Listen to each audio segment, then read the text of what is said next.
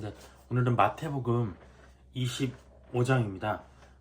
25장 13절을 함께 읽도록 하겠습니다. 25장 13절.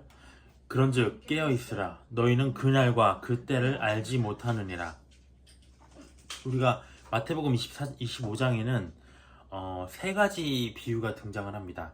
우리가 너무 잘 알고 있다고 생각을 하겠지만 조금 더 자세하게 살펴보면서 주님의 천국을 준비하는 우리들에게 어떠한 메시지를 주시는 것인지 깊게 묵상하는 시간 됐으면 좋겠습니다.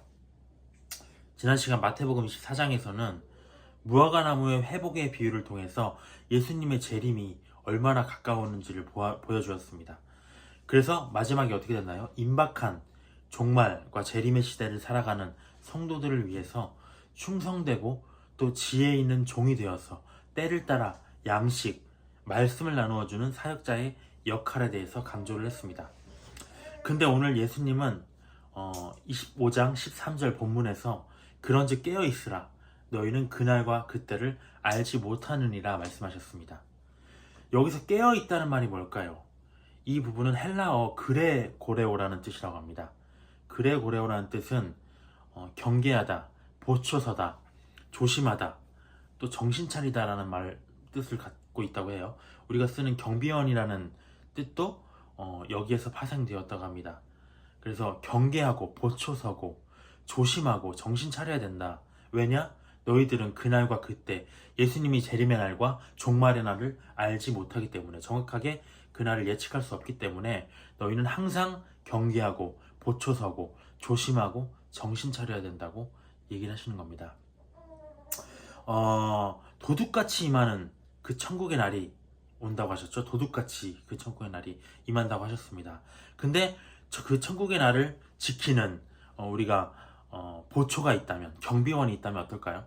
그 도둑이 도둑같이 천국이 임하지 않겠죠. 그것처럼 우리는 항상 깨어서 그 천국이 임할 날을 고대하고 지키라는 뜻이 이 부분에 담겨 있습니다. 그럼 중요한 것은 어떻게 깨어 있느냐, 어떻게 깨어 있을 수 있느냐 하는 부분이죠. 그 부분에 대해서 우리가 본문에서 살펴보도록 하겠습니다. 1절부터 13절까지는 첫 번째 열처녀의 비유가 등장합니다. 1절. 그때 천국은 마치 등을 들고 신랑을 맞으러 간 열처녀와 같다 하리니 그 중에 5은 미련하고 5은 슬기 있는 자라라고 되어 있습니다. 여기서 신랑을 맞이하는 처녀가 뭔가요? 신부죠. 신랑의 신부가 예비된 신부들이 준비를 하고 있습니다. 1절에서 신랑은 누군가요? 우리가 많은 앞에서 해석에서 살펴보았듯이 두말할 것 없이 예수님입니다. 그리고 열처녀, 신부는 누굴까요? 마찬가지로 신랑 되신 예수님을 기다리는 교회 성도들일 것입니다. 근데 2절에서 5은 미련하고 5은 슬기 있다라고 되어 있습니다. 우리가 앞서 24장에서도 밭일을 하고 또 맷돌질을 하는, 그렇게 세상을 살아가는 두 사람이 있었는데 그 중에 한 사람은 데려가고 한 사람은 버려둠을 당하였다. 또 여기서도 5대5네요. 1대1이네요. 여기 5은 미련하고 슬기 있는 자라, 여기서도 마찬가지로 1대1, 절반의 인원들입니다. 이는 무엇인가요? 두 부류의 성도들을 말하는 것입니다. 똑같이 교회를 다니고 있어도 그 안에 두 부류의 성도들이 존재한다. 어떤 성도들인가? 미련하고 슬기 있는 성도들. 또 어떤 성도들인가? 한 사람을 데려감을 입고 한 사람은 버려둠을 당할 성도들이 교회 안에 있다고 얘기를 하고 있는 겁니다. 그러면 누가 미련한 성도이고 누가 슬기 있는 성도인가에 대해서 깊이 한번 살펴보겠습니다. 3절에 미련한 자들은 등을 가지되 기름을 가지지 아니하고 슬기 있는 자들은 그릇에 기름을 담아 등과 함께 가져갔더니라고 되어 있습니다. 우리가 여기서 공통점이 무엇일까요? 이 두 여자의 공통점, 두 신부의 공통점. 미련한 자들과 슬기 있는 자들은 모두 신랑을 맞이하기 위한 등을 가지고 있었다는 겁니다. 미련한 자도 등이 있었고 슬기 있는 자도 등이 있었어요. 등이 무엇일까요? 우리가 시편 119편 105절에는 이렇게 나와 있습니다. 주의 말씀은 내 발의 등이니이다 라고 되어 있습니다. 내 갈 길을 비추는 등입니다 라고 되어 있습니다. 이것과 같이 등은 무엇이냐? 곧 말씀을 얘기하는 겁니다. 말씀. 그래서 미련한 자나 슬기 있는 자나 모두 예수님을 믿는 성도기 때문에 재림, 종말, 구원에 관한 말씀들을 다 알고 깨닫고 가지고 있었다는 거죠. 우리가 잘못 생각하는 게 있습니다. 깨어 있으라 하면 말씀에 대해서 깨닫고 있으라라고 오해를 할 때가 있어요. 하지만 깨닫고 말씀에 대해서 깨닫는 것과 깨어 있는 것은 우리가 이 뒷부분에서 살펴보겠지만 전혀 다른 부분이라고 알 수 있습니다. 미련한 자도 등을 가졌어요. 근데 만약에 우리가 말씀을 깨닫지도 못한다면 등마저 가지지 못한 자죠. 미련한 자보다 더 미련한 자입니다. 여기서는 당연히 말씀, 등은 가지고 있을 것이다 라고 생각을 하고 전제하고 지금 얘기를 하고 있는 거예요. 그래서 이와 같이 미련한 자들과 슬기 있는 자들은 모두 재림의 시대를 분별할 수 있는 등인 말씀을 듣고 깨달은 상태였다는 거죠. 근데 무엇이냐? 차이는 무엇이냐? 그러나 미련한 자들에게는 기름인 무엇이나요? 기름, 성령이 없었다는 거죠. 성경에서 여러 부분에서 기름은 성령으로 얘기를 하고 있습니다. 그렇기 때문에 기름이 없으면 등이 소용이 있을까요? 등만 덩그러니 있으면 기름이 불을 밝힐 기름이 없기 때문에 불을 밝힐 수가 없어요. 무용지물이 된다는 거죠. 우리가 5절로 다시 가보겠습니다. 신랑이 더디오므로 다 졸며 잔다고 되어 있습니다. 그런데 신랑이 더디오기 때문에 예수님이 더디 오시기 때문에 재림의 날이 지체되고 있기 때문에 열처녀 예수님을 기다리는 모든 신부들이 슬기 있는 자나 미련한 자냐 다 자고 있었다는 거죠. 이건 무엇일까요? 지금도 우리가 세상은 뭐라고 얘기합니까? 주께서 강림하신다는 약속이 어디 있느냐 라고 하면서 예수님의 재림을 기다리는 성도들을 조롱합니다. 그러나 베드로는 뭐라고 했죠? 주의 약속은 어떤 이들이 더디다고 생각하는 것 같이 더딘 것이 아니라 오직 주께서는 너희에 대하여 오래 참으사 아무도 멸망하지 않고 다 회개하게 이르기를 원하신다. 그렇기 때문에 지금 너희들이 지체한다고 느낄 뿐이다라고 베드로는 말하고 있었습니다. 어쨌든 세상 사람들은 그렇게 당연히 예수님의 재림을 기다리는 자들을 어리석다고 얘기를 하고 있죠. 근데 문제는 무엇입니까? 여기서 이 신부들은 모두 다 예수님의 재림을 고대하는 신부들이었다는 겁니다. 그 신부들에게서조차 예수님의 재림의 소망이 흐려지고 있었다는 사실입니다. 왜 흐려질까요? 분주한 매일매일 때문이죠. 매일매일 세상을 살아야 되기 때문이죠. 우리가 육신을 입고 살아가기 때문에 세상 속에서 살아가기 때문에 언젠가 우리가 마트 장을 보면서 예수님 재림하실까 이렇게 생각 안 하잖아요.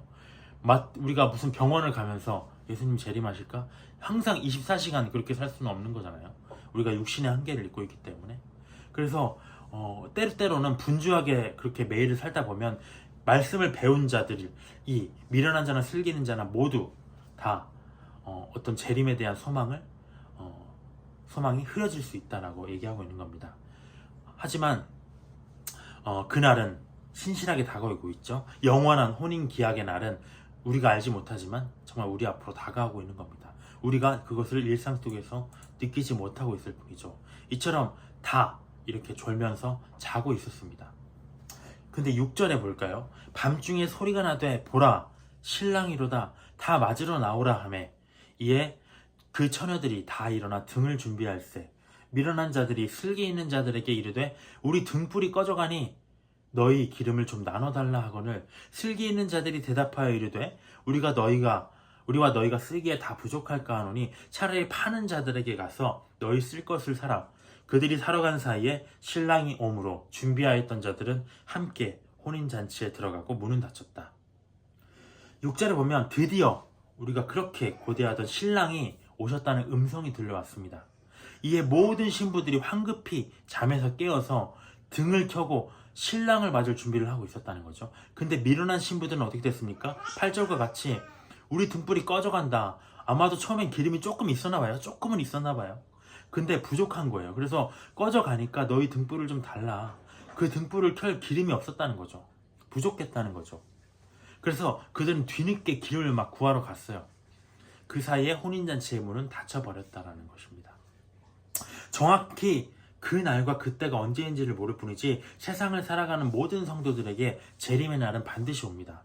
그렇기 때문에 정신없이 흘러가는 육신의 삶 속에서도 미리 기름을 가득 준비한 신부들, 곧 성령으로 충만한 자들은 즉시 예수님을 맞이할 수 있다는 거죠. 세상을 육신을 입고 살아가면서 잠깐 예수님의 재림에 대한 소망이 우리가 흐려질 수 있다고 할지언정, 우리가 성령으로 충만해 있다면 즉시 예수님을 맞이할 수 있다. 정말 뭔가 아이러니한 부분이죠. 성령으로 충만한 것과 또 우리가 재림의 소망을 잃지 않고 24시간 생각하는 것과 다른 게 아닌가? 똑같은 게 아닌가?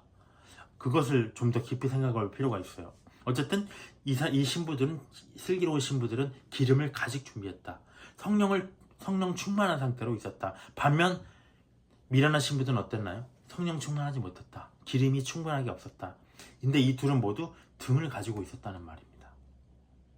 11절에 보면 이제 그 후에 남은 처녀들이 이제 왔어요. 기름을 더 받으러 이제 가지러 나갔던 성도들이 이제 나갔다가 오니까 문이 잠겨 있는 거예요. 그러니까 우리에게 열어주셔서 12절에 대답하여 이르되 진실로 너희에게 이르노니 내가 너희를 알지 못하노라 하였느니라. 그런즉 깨어있으라. 너희는 그 날과 그 때를 알지 못하느니라. 이미 닫혀버린 혼인집 문을 세차게 두드리면서 주여 주여 우리에게 열어주소서 했단 말이죠. 간청하는 신부들에게 예수님은 내가 너희를 알지 못하겠다 라고 얘기를 하셨어요.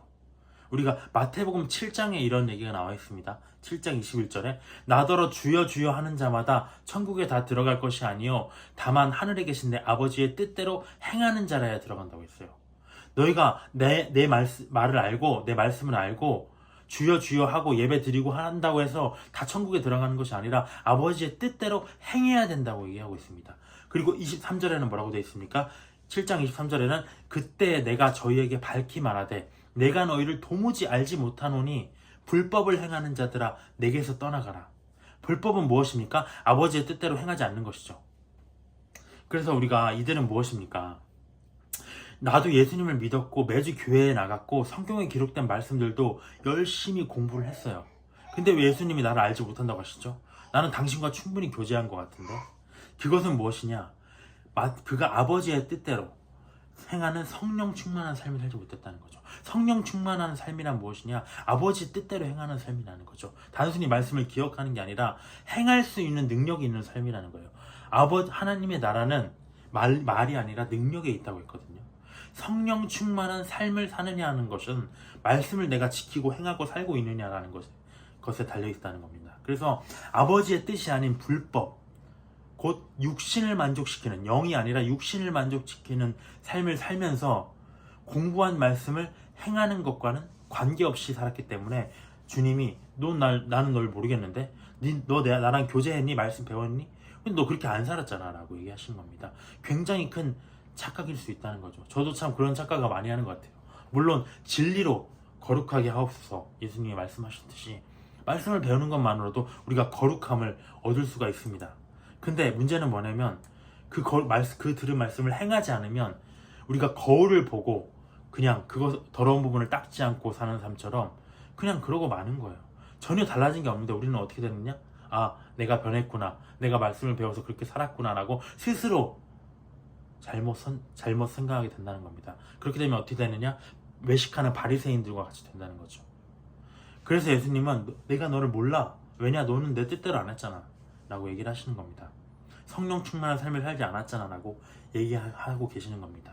그러면 구체적으로 우리가 어떻게 해야 도대체 성령 충만한 삶을 살지? 성령을 불러야 되는 것인가? 어떻게 성령 충만한 삶을 살을까? 어떻게 기름을 준비할까? 이때 성경은 에베소서 5장 18절에 이렇게 되어 있습니다. 술 취하지 말라. 이는 방탕한 것이니 오직 성령의 충만을 받으라라고 되어 있습니다. 반대되는 것처럼 되어 있죠. 성령의 충만을 받아야지 너희가 술에 취해서 방탕하게 살면 안 된다라고 지금 얘기하고 있는 겁니다. 반대로 보면 무엇입니까? 술 취하고 방탕하게 살면 성령의 충만을 못 받아라고 얘기하고 있는 겁니다. 우리가 갈라디아서 5장 17절에는 육체의 소욕은 성령을 거스르고 성령은 육체를 거스른다고 했어요. 그렇기 때문에 성령 충만한 삶은 무엇인가요? 첫째로 우리가 누가복음 11장 3절에 보면 이렇게 되어 있거든요. 성령을 구하라라고 되어 있습니다. 가장 좋은 것 너희가 구하는 자에게 아버지께서 성령을 주시지 않겠느냐라고 되어 있어요. 그러니까 첫째는 무엇이냐? 하나님의 뜻대로 아까 불법을 행하지 않고 하나님의 뜻대로 행하면서 구하는 자에게 주실 성령을 하나님께 구하는 겁니다. 먼저는 성령을 주십시오. 성령님의 능력을 주십시오. 성령 세례를 주십시오. 성령 충만하게 하여 주시옵소서. 하나님의 영이 저에게 가득 부어지게 하여 주시옵소서. 구하는 것입니다. 근데 두 번째는 무엇인가요? 두 번째는 이제 내가 해야 될 일입니다. 첫 번째가 하나님께 구하는 것이었다면 두 번째는 내가 해야 할 일, 성령 충만을 방해하는 세상이라는 달콤한 술에 취해서 육체가 원하는 정욕의 만족을 위해서 살지 않는 겁니다. 아까는 적극적으로 성령을 구하는 것이었다면 이거는 소극적으로 세상에 취해서 살지 않는 겁니다. 세상에 취해서 살지 않는 것이라고 볼 수가 있겠죠. 우리가 그러면 실생활에서 어떻게 생각할 수 있을까요? 세상적인 것을 생각하고 세상적인 것에 빠지다 보면 우리가 성령 충만할 수 없다는 겁니다. 기름을 준비하지 못할 수 있다는 겁니다. 그래서 로마서 8장 16절에는 대단히 중요한 구절이 나와요. 성령이 왜 중요한가? 기름이 왜 중요한가? 왜 중요하나요? 성령이 친히 우리의 영과 더불어 우리가 하나님의 자녀인 것을 증언하신다라고 하였습니다. 성령이 친히 우리의 영과 더불어 하나님의 자녀인 것을 증언하신다. 성령님의 역할이 무엇인가요? 성령이 가득 우리 안에 있어야, 성령의 기름이 있어야 예수님이 재림하셨을 때 하나님께서 너는 나의 자녀구나 라고 인정을 하신다는 거죠. 하지만 기름이 없으면 우리의 영과 더불어서 우리가 하나님의 자녀인 것을 증언하실 성령이 없는 겁니다. 당연히 신부가 아닌 것이 되는 거죠. 물론 우리가 예수님을 믿으면 성령님이 내주하시기 때문에 성령께서 증언하실 것입니다. 그런데 중요한 것은 무엇인가요? 우리는 성령 충만함을 받아야 된다는 거죠. 단순히 바닥에서 찰랑찰랑한 것이 아니라 적극적으로 하나님께 구하고 적극적으로 우리가 세상의 일들을 하지 않으려고, 세상에 빠지지 않으려고 애를 써야 성령 충만을 받을 수 있다는 겁니다. 그래서 예수님의 재림이 얼마 남지 않았다라는 경각심을 가지고 우리가 처녀가 무엇인가요? 우리가 열 신부라고 해도 되는데 꼭 처녀라고 했어요. 처녀는 왜 그런가? 세상과 음행하지 않는, 세상과 취하지 않는 정결한 신부로 깨어 있어야 되기 때문에 처녀라는 말을 쓴 겁니다. 처녀, 한 번도 남자를 알지 않은 그 정결한 거룩한 처녀라는 거죠. 그것처럼 우리가 세상과 구별되어서 처녀처럼 정결한 신부로 남아 있어야 우리가 예수님께서 너를 도무지 알지 못하겠다라고 하지 않으시고 그날이 다가왔을 때 우리가 등불에 기름을 켜고 신랑 되신 예수님을 맞이할 수 있는 성령 충만함을 받는다는 것입니다. 근데 우리가 앞장 어쩔까요? 그래서 결론은 이것입니다. 앞장 마태복음 24장 45절에는 이렇게 돼 있었어요. 종들이 말씀을 나누어준다라고 돼 있어요. 종들이 나누어주는 말씀의 양식, 곧 등을 얻었다고 안도하지 말고 내가 안도해요. 거기에 내가 말씀을 배웠어. 등을 얻었어. 거기에 안도하면서 기름이 바닥난 줄도 모르고 세상에 취해서 살아가다 보면은 우리는 그날이 다가왔을 때 열리지 않는 혼인집 문 밖에서 울면서, 슬피 울면서, 이를 갈면서 문을 두드리게 될 거라는 사실입니다. 그렇다면 아까는 성령 충만할 수 있는 방법을 찾아봤어요. 그러면 성령 충만함이 내 안에 있다는 것을 우리가 어떻게 체감할 수 있을까요? 내 안에 성령이 충만한다는 것은 어떻게 우리가 알 수 있을까요? 그것은 갈라디아서 5장 22절부터 23절에 달린 성령의 열매가 내 안에서 나타나고 있느냐? 성령의 열매가 나타나고 있다면 우리가 성령 충만한 상태에 있는 것이고요. 마치 게이지라고 보면 될 것 같습니다. 열매는 무엇입니까? 최종적인 결론입니다. 그래서 우리가 성령 충만한 삶에서 살다 보면 성령의 열매가 맺어진다는 거죠. 그래서 열매로서 우리가 그들을 알리라 하셨듯이 성령의 열매로서 우리가 예수님의 정결한 신부로 살고 있는가라는 것이 증명이 된다는 겁니다. 성령의 열매는 무엇입니까? 사랑입니다. 처음부터 시작해 볼까요? 절제입니다. 그 다음 두 번째는 무엇인가요? 온유입니다. 세 번째는 무엇인가요? 충성입니다. 네 번째는 양선입니다. 선을 행하는 것입니다. 다섯 번째는 무엇인가요? 자비입니다. 나에게 그렇게 하지 내가 자비를 베풀 수 없는 상대에게 자비를 베푸는 것입니다. 그 다음은 무엇인가요? 오래 참음입니다. 어떠한 상황과 사람에 대해서도 오래 참는 것입니다. 그 다음 무엇인가요? 화평하는 것입니다. 어떠한 다툼 속에서도 화평을 이끌어내는 사람이 되는 겁니다. 그 다음 무엇인가요? 희락입니다. 어떠한 상황, 절망적인 상황에서도 기쁨을 느끼는 것입니다. 그리고 마지막은 무엇입니까? 내 몸을 다 내어주기까지 아가페를 실천하는 그 사랑입니다. 그것이 바로 내가 성령 충만함 속에 살고 있느냐 하는 반증이라는 것이죠. 이 부분을 공부하면서 굉장히 많이 깊이 생각을 하게 된 것 같아요. 내가 말씀을 공부하는 것만으로 정말 종말에 대한 준비가 다 되었느냐? 정결한 신부로 살게 되는 것이냐? 아니라는 겁니다. 주님께서는 지금 기름을 요구하시는 겁니다. 기름을 가져야 된다. 충만한 성령을 너희들이 다 갖고 있어야 된다. 그러면 혹 세상의 바삐 너희가 육신을 입고 세상을 살다가도 그날에 오면 신랑께서 너희를 신부로 맞이할 것이다. 하지만 너희가 그 기름을 준비하지 않는다면 너희가 아무리 많이 말씀을 배우고 아무리 교회와 예배와 기도와 헌신에 힘쓴다 할지라도 나는 너희를 도무지 알지 못하겠다라고 얘기하신다는 거죠. 굉장히 중요한 부분입니다. 그래서 첫 번째 천국을 준비하는 자세, 천국을 준비하는 첫 번째 자세는 무엇인가? 바로 열처녀의 비유에서 알 수 있듯이 기름을 준비하는 것이었습니다. 그러면 두 번째 천국을 준비하는 자세는 무엇일까요? 두 번째는 14절부터 30절에 달란트 비유를 통해서 등장을 하고 있습니다. 14절에 또 어떤 사람이 타국에 갈 때 그 종들을 불러서 자기 소유를 맛dim과 같으니 각각 그 재능대로 한 사람에게는 금 5달란트를, 한 사람에게는 금 2달란트를, 한 사람에게는 1달란트를 주고 떠났더니 돼 있습니다. 모든 성도가 하나님의 종들이에요. 근데 여기서 14절은 종들, 여기서 14절의 종들은 특별히 사역자와 같은 느낌이 들죠. 또한 종들에게 달란트를 준 어떤 사람, 뒤에서는 주인이라고 나오는데 이분은 누굽니까? 당연히 하나님이시겠죠. 그래서 15절에 그러면 달란트가 무엇이냐? 우리가 너무 잘 알고 있죠. 재능이라고 하는 것입니다. 하나님이 주시는 은사입니다. 은사. 사람마다 이걸 봤을 때 사람마다 5달란트, 10달란트, 2달란트, 1달란트 이렇게 다르듯이 사람마다 받은 달란트, 재능이 다른 것을 알 수가 있습니다. 근데 이 예수님은 천국에 관해서 지금 말씀하시면서 종들의 역할을 지금 계속 강조하고 계셨어요. 어디서부턴가? 우리가 20장에 보면 이렇게 되어 있습니다. 종일 수고와 더위를 견디면서 포도원 품꾼으로 일하는 자들을 얘기하셨었어요. 수고와 더위를 견뎌야 된다. 포도원 품꾼의 비유를 얘기하시면서 종들의 역할입니다. 22장에 또 무엇입니까? 왕의 명령에 따라서 왕의 아들의 혼인잔치 하객들을 초대하는 역할을 또 합니다.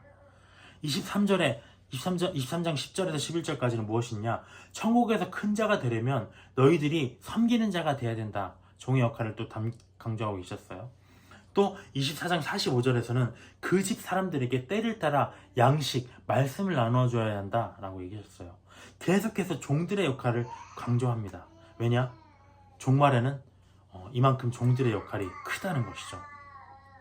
그래서 16절에 5달란트 받은 자는 바로 가서 그것으로 장사를 했어요. 그래서 5달란트를 남기고 2달란트 받은 자도 또 2달란트를 남겼습니다.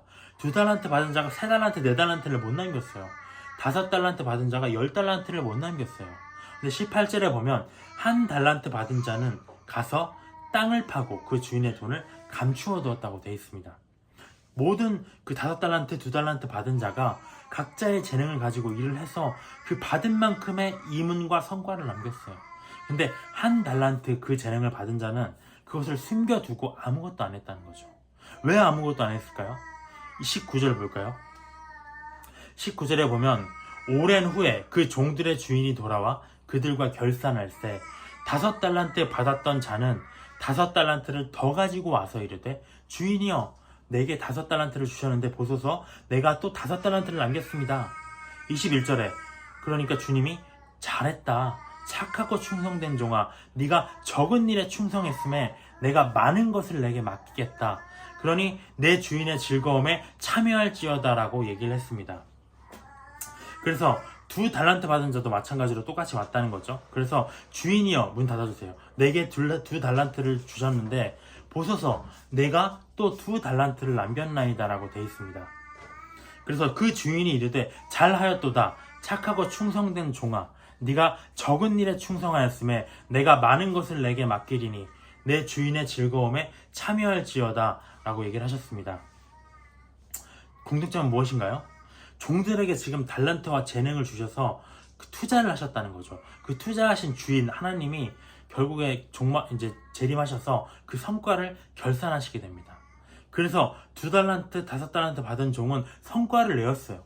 그래서 착하고 충성된 종이라고 하셨어요. 근데 5달란트 남긴 종에게는 야, 너 많이 벌었구나. 2달란트 우리가 번 종에게는 너는 조금 벌었네? 라고 얘기하신 게 아니라 똑같이 너는 적은 일에 충성했다. 그러니까 많은 것을 맡기겠다 하셨습니다. 정확한 투자자인 하나님은 그 사람의 그릇, 자질을 보고 그대로 그가 할 수 있을 만큼의 달란트와 재능을 주셨다는 거죠. 하나님은 할 수 있는 만큼, 할 수 있는 것을 했기 때문에 적은 일에 충성했다고 하십니다. 하지만 하나님은 할 수 없는 것을 시키시는 분이 아니에요. 그 이상의 것을 요구하시는 분이 아니에요. 하지만 그렇게 적은 일에 충성했음에도 예수님의 재림 때에 이 땅을 기업으로 상속받고 왕노릇하는 모든 것을 맡기신다고 얘기를 하셨습니다. 정말 엄청난 영광이죠. 그대로 투자하셨는데 그 투자한 만큼 우리가 샜을 뿐인데 그것으로 인하여 충성했다고 하시고 이 땅을 기업으로 왕노릇하게 해주신다는 거죠. 굉장히 혜자스러운 왕입니다. 24절에 볼까요? 1달란트 받았던 자는 와서 이르되 주인이여 당신은 굳은 사람이라 심지 않은 데서 거두고 해치지 않은 데서 모으는 줄을 내가 알았으므로 두려워하여 나가서 당신의 달란트를 땅에 감추어 두었나이다. 보소서 당신의 것을 가지소서 이렇게 얘기를 합니다. 근데 마지막 1달란트 받은 종은 어떨까요? 그 달란트를 숨겨두고 아무것도 안 했는데 왜 그랬냐? 24절에서 그 이유가 첫 번째 이유가 나옵니다. 무엇이냐? 당신은 굳은 사람, 하나님이 굳은 사람, 즉 엄격한 사람이라고 생각했기 때문입니다. 하나님은 물론 공의의 하나님이세요. 잘잘못을 가리시는 분이세요. 만약에 잘못했다면 책임을 물으시는 분이세요. 근데 이 종이 모르는 것은 무엇입니까? 하나님은 사랑의 하나님이라는 것입니다. 그는 하나님을 반만 알았어요. 그래서 자기가 일하다가 실패했을 때 받은 책망이 두려워서 아무것도 하지 않았는데 하나님이 은혜를 베풀어 주실 것을 알지 못했다는 거죠. 하나님은 사랑의 하나님이심을 알지 못했다는 거죠. 종이 잘못 판단한 거죠. 두 번째 숨겨둔 이유는 무엇입니까? 하나님이 심지 않은 데서 거두고 해치지 않은 데서 모으시는 분이라고 생각하기 때문입니다. 이게 무엇입니까? 하나님은 온 천지 만물의 주인이시잖아. 그냥 창조하시는 분이잖아. 아무것도 그분이 뭘 필요하겠어? 창조자이신 그분이 원하시면 심지 않아도 거두실 수도 있고 해치지 않아도 뿌리지 않아도 모을 수 있는 분이잖아. 그러나 우리가 이 종이 잘못 알고 있는 건 무엇인가요? 물론 하나님은 없는 것도 창조하시는 분이시죠. 그렇지만 하나님은 항상 사람을 통해서 일하시는 분이라는 겁니다. 그래서 우리가 이처럼 이 종이 잘못된 선택을 한 이유는 무엇이냐? 하나님이 엄격한 사람, 공의의 하나님이시지 사랑의 하나님이신 건 몰랐다는 것. 두 번째는 무엇입니까? 하나님은 없는 것을 있는 것으로 또 부르시는 분이기 때문에 창조자이시기 때문에 아무것도 필요하지 않다 생각했다는 거죠. 하지만 하나님은 항상 사람을 통해서 아브라함과 이삭과 야곱의 하나님이라고 하셨듯이 사람을 통해서 일하신다는 것을 이 종이 몰랐다는 겁니다. 이렇게 하나님을 반만 알았기 때문에 자기는 굳이 일할 필요가 없어 라고 생각해서 아무것도 하지 않았다는 거죠. 그러니까 26절에 그 주인이 대답하여 이르되 악하고 게으른 종아 나는 심지 않은 데서 거두고 해치지 않은 데서 모으는 줄로 네가 알았느냐? 그러면 네가 마땅히 내 돈을 추리하는 자들에게나 맡겼다가 내가 돌아와서 내 원금과 이자를 받게 하였을 것이니라 하고 그에게서 1달란트 빼앗아 10달란트 가진 자에게 주라고 명령하십니다. 그리고 무릇 있는 자는 받아 풍족하게 되고 없는 자는 그 있는 것까지 빼앗기리라. 이 무익한 종을 바깥 어두운 데로 내쫓으라. 거기서 슬피 울며 이를 갈리라. 이에 하나님은 뭐라고 합니까? 네가 그렇게 일 안 할 거면 차라리 취리하는 자, 돈놀이 하는 자들에게 그 돈을 그냥 맡겨서 이자라도 받지 그랬냐? 네가 정말 그 이익을 낼 수 있는 자들에게 그냥 그 달란트를 제공해서 도움을 줘서 그거라도 이자라도 받게 하지 그랬냐? 네가 직접 일 안 할 거면. 근데 너는 뭐 하신가요? 그래서 너는 이 1달란트도 정말 아까워. 그걸 빼앗아서 내가 10달란트 가진 자에게 줄 거야. 재능이 있는 자는 더 풍족한 재능을 얻고 재능 없는 자는 그나마 있는 것고 다 빼앗아 버릴 거야 라고 얘기하신 겁니다. 이 말은 무엇인가요? 이것과 비슷한 비유를 우리가 마가복음 4장 25절에서 얘기하셨어요. 말씀을 깨닫는 것에도 비유하셨다는 거죠. 너희가 말씀을 깨달으면 깨달을수록 더 풍족하게 깨달아질 것인데 말씀을 깨닫지 않으면 너희가 그 있는 말씀도 잃어버릴 거야, 잊어버릴 거야 라고 얘기하셨습니다. 어쨌든 풍족하게 될 것이다. 하나님의 법칙이죠.